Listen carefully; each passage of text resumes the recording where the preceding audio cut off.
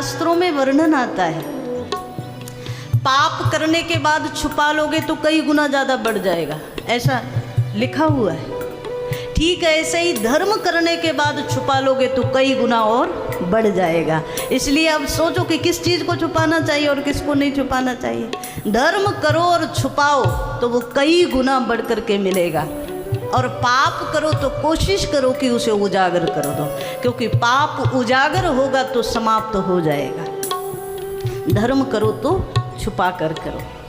कई बार हमने देखा है, कई ऐसे महात्मा लोग मिलते हैं, उनसे जब साधना की बात करो तो वो एक बड़ी बढ़िया बात कहते हैं। कोई मंत्र कभी संत की मर्जी हो तो दे देते हैं और कहते इसको जितना गुप्त रख करके जाप करोगे उतना ज़्यादा आपको लाभ मिलेगा, है ना।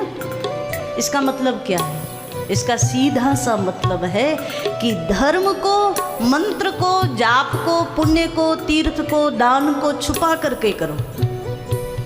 हमने कितने लोग ऐसे देखे हैं महाराज, होटल में जाएंगे तो 500 रुपये टिप देते हुए समस्या नहीं है, लेकिन तीर्थ स्थान पर आएंगे तो 10 भी चढ़ाएंगे तो 10 बार दिखाकर चढ़ाएंगे। ये समस्या है हमारे साथ।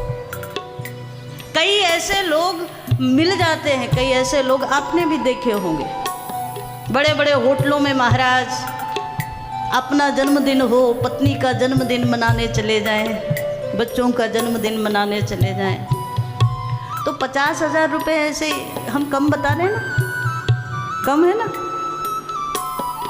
इससे ज़्यादा ही होते। अब हमें पता नहीं, हम जाते नहीं, तो महाराज ऐसे ही हज़ारों रुपए लुटा देते, कोई समस्या तो नहीं। लेकिन वही लोग, कई बार आप देखिए घर में कोई ब्राह्मण आए, आप सत्यनारायण की कथा जरूर कराओगे, पूर्णिमा को, अमावस्या को कराते हैं, कई लोगों का नियम है। तो कोई ब्राह्मण घर में आए तो महाराज उसको 100 रुपये देते हुए भी बड़ा कष्ट होता है, ये लूट कर ले गया हमें, ऐसा लगता है लोगों को, ये ब्राह्मण ले गया हमसे। लेकिन होटल में जाकर हजारों खर्च कर दोगे, उसमें कोई समस्या नहीं है। कभी सोच कर देखो, जो भी ब्राह्मण आपके घर आया उसने धर्म से आपको जोड़ा, उसने भगवान की कथा से आपको जोड़ा, उसने संस्कारों से आपको जोड़ा, उसको ज़्यादा से ज़्यादा दे भी दोगे तो कोई समस्या नहीं, उसका परिवार उसी से चल रहा है ना। लेकिन वहाँ हमारे जेब से निकलता ही 100 का है और उसमें भी बड़ा कष्ट होता है। ज़्यादा तो नहीं बताया हमने,